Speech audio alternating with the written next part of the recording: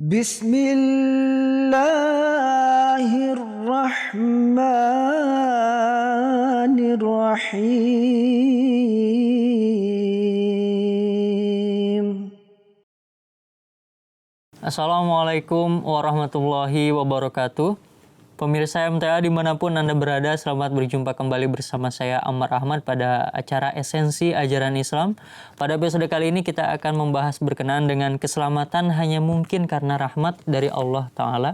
Bagaimana Hazrat Masya Salam menyampaikan dogma atau keyakinan yang selaras dengan hadis Nabi Muhammad SAW bahwa keselamatan hakiki atau najat hanya bisa diperoleh melalui rahmat Allah Ta'ala. Oleh karena itu akan kita bahas berkenaan dengan hal ini pada episode kali ini. Telah hadir juga bersama kita di studio Bapak Abdul Basit. Mari kita langsung sapa beliau. Assalamualaikum warahmatullahi wabarakatuh. Waalaikumsalam. Bagaimana Bapak kabarnya? Alhamdulillah masih sehat. Masih sehat. Di tengah apa namanya? Pandemi COVID-19. Ya, alhamdulillah. Kita doakanlah mudah-mudahan semua dokter, pekerja medis, ya, dan semua yang terlibat di garda terdepan, kita doakan semua mereka sehat, selamat, dan Amin. dapat berkhidmat untuk negara dan bangsa kita ini. Amin. Baik Pak, kita akan memulai membahas berkenaan dengan keselamatan karena rahmat Allah Ta'ala. Sebelumnya juga tadi saya sampaikan bahwa Hazrat Muhammad Mustafa SAW juga persis menyampaikan bahwa keselamatan itu hanya mungkin karena rahmat Allah Ta'ala. Yeah. Di sisi lain beliau bahkan menyampaikan bukan karena amalan kita. Kemudian para sahabat bertanya, begitu juga dengan kau wahai Rasulullah SAW? Iya, begitu juga denganku. Bagaimana Bapak? Silakan Bapak menyampaikan. Ya, itu di sini ada kutipan dari Hazrat Masya SAW dalam kitab Jasmai Ma'rifat. Beliau menyatakan, keselamatan hanya mungkin karena rahmat ilahi. Agar selalu diingat bahwa tidak ada yang bisa mencapai keselamatan semata-mata berkat perilakunya sendiri. Karena keselamatan hanya bisa diperoleh dalam bentuk rahmat ilahi. Jadi ini ingin menegaskan bahwa manusia dengan upayanya sendiri, dengan kemampuannya yang terbatas, dengan serba terbatas, ya, tidak mungkin mendapatkan najat tanpa bantuan dan pertolongan dan rahmat Allah Subhanahu wa Ta'ala. Selanjutnya beliau menyatakan, Allah yang kita imani bersifat Maha Pemurah dan Maha Penyayang. Dia itu Maha Agung yang tidak mempunyai kelemahan dan kekurangan apapun. Dia itulah sumber segala manifestasi dan sumber mata air segala rahmat. Dia Sang Maha Pencipta dan Tuhan segala kurnia. Dia merangkum dalam wujudnya segala sifat mulia dan sempurna yang menjadi sumber dari segala cahaya. Sumber kehidupan dari segala yang bernyawa dan pemelihara segalanya. Dia dekat dengan segala hal, tapi kita tidak bisa mengatakan bahwa dia menjadi segala hal. Dia lebih luhur dari semuanya, namun kita tidak bisa mengatakan bahwa ada yang memperantarai antara dia dengan kita. Dia itu tersembunyi dan tidak kelihatan, namun lebih nyata dari segalanya. Segala kenikmatan dan ketentraman berada padanya. Inilah falsafah hakiki dari keselamatan ini. Jadi yang jelas bahwa manusia yang diciptakan dengan serba terbatas, ya, entah pemikirannya, entah keadaan hatinya, apa semua itu, maka tidak mungkin mendapatkan najat hakiki, marifat hakiki tanpa bantuan kurnianya dan rahmat ilahi ini. Tapi yang jelas bahwa konsep najat di dalam Islam itu mesti ada usaha dari diri seseorang itu. Barulah, ya, ini hukum alam selalu menyatakan begitu. Ya. Dan untuk lebih jelasnya, beliau menyatakan di dalam salah satu buku beliau, yaitu menjawab 4 pertanyaan dari Sirajuddin, seorang umat Kristiani. Beliau menyatakan, adalah amat keliru dalam segala aspeknya Dan memalukan sekali ada akidah Kristiani yang menyatakan bahwa karena Tuhan mencintai dunia dan untuk itu guna menyelamatkannya, maka Dia telah mengatur untuk memikulkan keseluruhan beban dosa, kedurhakaan, kekafiran, dan kekejian manusia di atas pundak putranya yang tercinta, yaitu Yesus Kristus, dan menjadikannya sebagai yang terkutuk, ya, agar Ia bisa menyelamatkan manusia dengan cara mati tergantung di atas kayu salib yang nista. Jika ditinjau dari aspek keadilan, jelas tidak bisa diterima akal untuk membebankan dosa si X kepada si Y. Nurani manusia tidak mengizinkan adanya penghukuman seorang yang bisa dibebankan kepada orang lain yang tidak berdosa. Nah, jadi ini konsep dalam umat Kristiani ini. Jadi ribuan tahun selepas Nabi Adam alaihissalam, Tuhan yang Maha Kuasa berpikir keras, ya, bagaimana cara solusi untuk menyelamatkan umat manusia. Baru terfikir entah ribuan tahun setelah Yesus, ya, sebagai putranya dilahirkan, ini baru ketemu. Apakah selama itu Tuhan tidak, yang Maha mengetahui, Maha melihat, Maha berkuasa, Maha pemaaf, Maha pemberi rahmat, tidak mampu mengampuni, ya, dosa manusia? Apakah harus melakukan solusi dengan mengorbankan putranya, ya, untuk menanggung dosa, kekafiran, kedurhakaan umat manusia, baik sebelumnya maupun sesudahnya? Itu suatu hal yang di luar nalar akal sehat ini.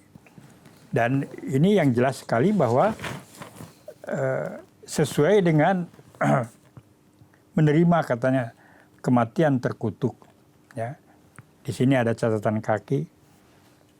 Umat Kristiani sependapat dengan umat Yahudi bahwa Yesus memang mati secara terkutuk, tetapi menekankan bahwa hal ini adalah untuk menyelamatkan umat manusia. Paulus mengatakan dalam Galatia bab 3 ayat 13, Kristus telah menebus kita dari kutuk hukum Taurat dengan jalan menjadi kutuk karena kita. Sebab tertulis, terkutuklah orang yang digantung di kayu salib. Hal ini merujuk pada ketentuan kitab Perjanjian Lama, kitab Ulangan bab 21 ayat 23. Sebab seorang yang tergantung terkutuk oleh Allah Subhanahu wa taala. Ya, jadi dalam kitab Injil pun, dalam kitab Perjanjian Baru, ya, Perjanjian Baru, ya, itu disebutkan bahwa bagaimana orang-orang Yahudi tidak percaya kepada Yesus Kristus. Untuk membuktikan bahwa beliau na'udzubillah nabi palsu, maka diusahakan untuk disalib. Itu untuk membuktikan bahwa siapa yang tergantung dan mati di atas kayu salib tidak mungkin seorang nabi Allah. Terkutuklah dia. Dan ini diakui sendiri oleh umat Kristiani. Ya. Jadi mengakui bahwa Nabi Isa alaihissalam itu mati di atas kayu salib, mati terkutuk untuk kita. Ya. Nah, disinilah jadi Masih Muhammad mengumpulkan apa yang ada di dalam kitab Bible Perjanjian Baru maupun Perjanjian Lama, ya, tentang orang yang disalib itu adalah orang yang terkutuk. Terkutuk ini adalah, kalau kita mau lihat secara kasarnya, bahasa yang seseorang yang sudah jauh dari rahmat ilahi, yang tidak ada harapan lagi atas rahmat ilahi. Dia ingkar, ya, macam-macam lah, ya. Jadi tidak mungkin seorang nabi yang benar dikatakan begitu ini, bagi pandangan kita ini. Oleh karena itu di sini beliau mengatakan, bila kita merenungi realitas dosa dari sudut pandang falsafah kerohanian, pandangan manusia juga jelas akan menyalahkan akidah seperti itu. Dosa adalah racun yang muncul ketika seseorang diluputkan dari kepatuhan kepada Tuhannya serta kehilangan kasih dan kenangan manis terhadap wujudnya ini. Itulah arti terkutuk. Ya, tidak mungkin, ya, apapun juga adalah racun yang muncul ketika seseorang diluputkan dari kepatuhan kepada Tuhannya, serta kehilangan kasih dan kenangan manis terhadap wujudnya. Sebagaimana sebuah pohon yang dicerabut dari bumi, di mana karena tidak bisa lagi mengisap air kehidupan, lalu meranggas dan kehilangan kehijauannya. Begitu pula keadaan manusia yang telah dicerabut kasih Tuhannya dari hatinya, sehingga ia mengering dan jatuh ke lembah dosa ini. Apakah mungkin kita bisa menisbahkan hal ini terhadap wujud suci ya Isa Al-Masih? Kan tidak mungkin. Inilah akidah yang dibuat-buat kemudian ini. Dalam kaidah hukum alam yang ditetapkan Allah Subhanahu wa taala, ada 3 cara guna menghilangkan kegersangan demikian. Pertama adalah kasih Tuhan. Kedua adalah istighfar yang mengungkapkan keinginan untuk menekan dan menutupi dosa. Karena sepanjang akar pohon tetap teguh terkubur di dalam bumi, maka akan terjamin kelestarian kehijauannya. Ketiga adalah pertobatan yang berpaling sambil merendahkan diri kepada Allah Subhanahu wa taala guna memperoleh air kasih dan kedekatan kepada wujudnya, serta menarik dirinya keluar dari kegelapan, kemungkaran melalui amal saleh. Pertobatan yang sempurna tidak semata-mata merupakan ucapan mulut saja, karena tujuan dari semua itu adalah agar memperoleh kedekatan kepada Tuhan. Jadi prinsip yang ada dalam Islam ini, dan itu sesuai dengan hukum alam yang ditetapkan Allah Subhanahu wa taala. Jadi untuk mencapai keselamatan itu ada 3. Yang pertama adalah adanya rahmat dan kasih Tuhan. Ini pun akan muncul ketika manusia merubah dirinya, mengadakan islah dan perbaikan dalam dirinya. Ya. Yang kedua adalah istighfar. Istighfar itu tadi, ketika orang sudah menyadari akan laku dosanya, akan kemungkarannya, kedurhakaannya terhadap Allah Subhanahu wa taala, maka dia ingin merubah dirinya. Dia akan ingin mengadakan islah dalam dirinya. Maka dia menyadari ya, tanpa bantuan Allah Subhanahu wa taala, tanpa bantuan kasih Allah taala, tanpa bantuan rahmat ilahi, tidak mungkin seseorang dengan kemampuannya, dengan segala akal pikirannya mampu melepaskan diri dari dosa. Maka dia beristighfar, meminta kekuatan, meminta pertolongan Allah Subhanahu wa taala untuk menutupi segala kelemahan dalam amal salehnya. Jadi bukan hanya dia tidak mampu sepenuhnya melepaskan diri dari dosa tanpa bantuan Allah taala, tapi di dalam menempuh amal saleh, ketika misalnya beginilah ya, contoh yang mudah, seseorang ingin mengerjakan sesuatu, membuat suatu barang, ya, walaupun dia ilmu pengetahuannya ada, harus begini, harus begini, harus begitu kan, ya tanpa bantuan orang yang memiliki pengalaman nggak mungkin, atau bantuan dari orang lain. Makanya mesti ada yang mengajarinya. Kan begitu. Nah sama, mengajarinya itu bisa orang lain. Boleh juga petunjuk Allah Subhanahu wa taala. Ya kan begitu. Makanya pernah dalam satu kesempatan Hazrat Masih Maksud mengatakan, orang itu tahu semuanya, itu membuat roti cepati. Mudah katanya.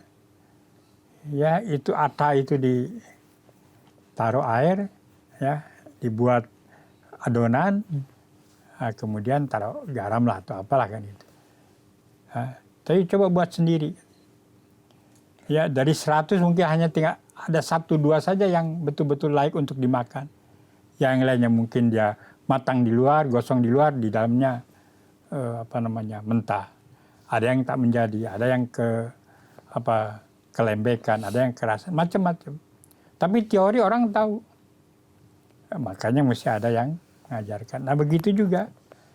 Oleh karena di sini katakan bahwa pertama adalah kurnia dan kasih Tuhan. Yang kedua adalah dengan istighfar yang mengungkapkan keinginan untuk menekan dan menutupi dosa. Karena sepanjang akar pohon tetap teguh terkubur di dalam bumi, maka akan terjamin kelestarian kehijauannya. Jadi selama ada ikatan dengan Allah Subhanahu wa taala, maka akan terus mengalir bantuannya ini.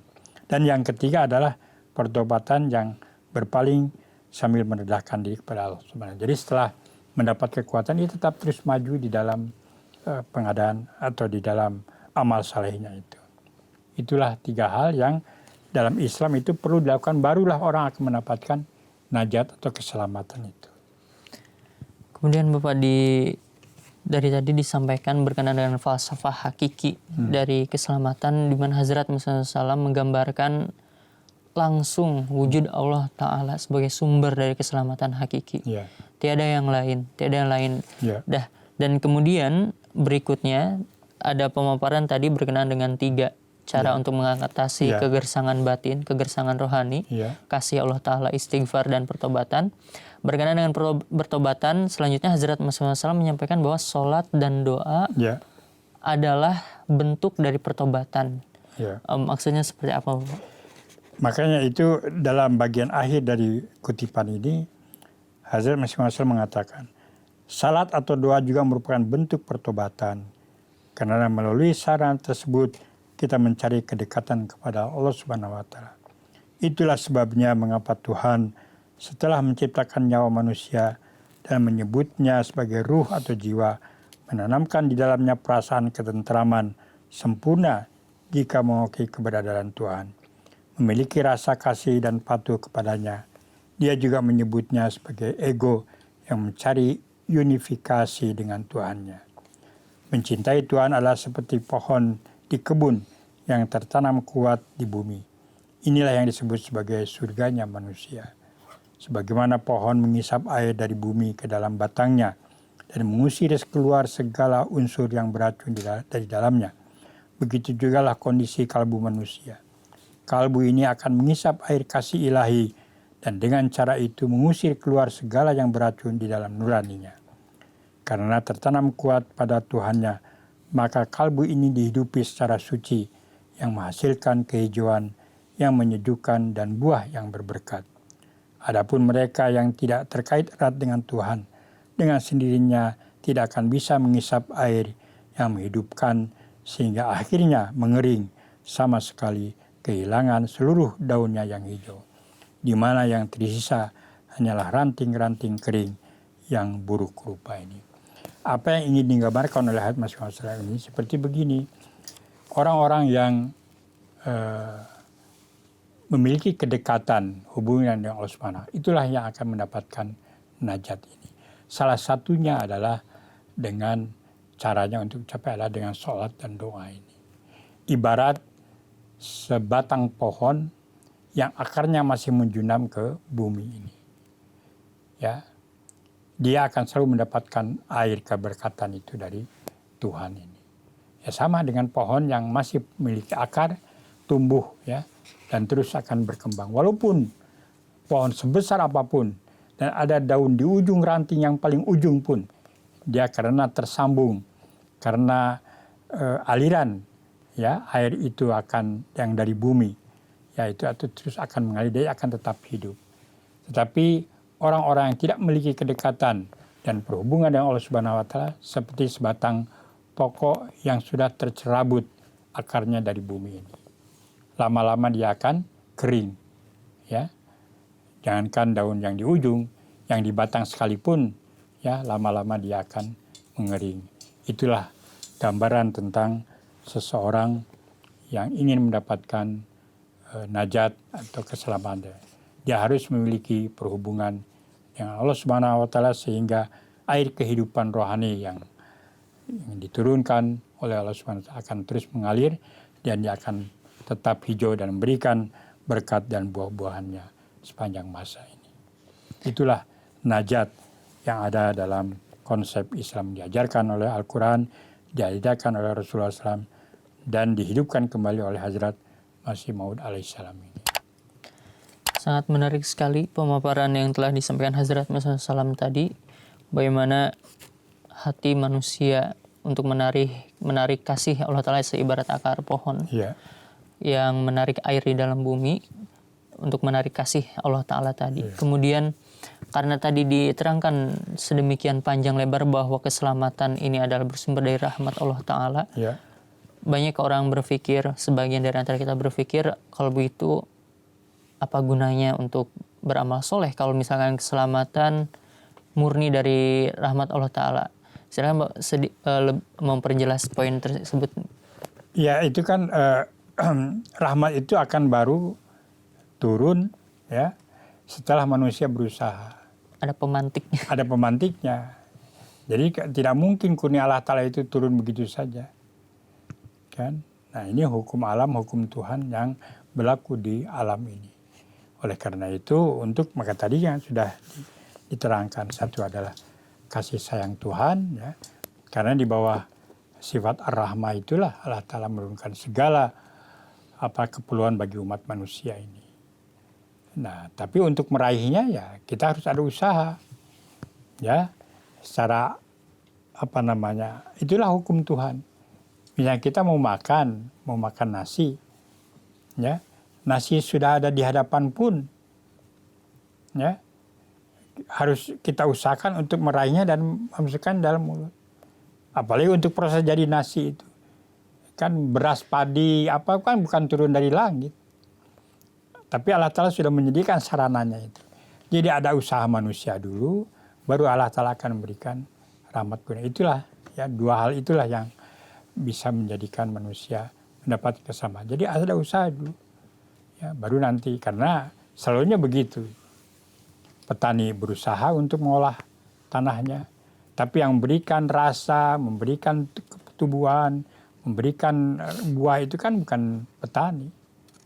Ya, adalah khasiat itu yang diberikan kurnia Allah Subhanahu wa Ta'ala itu.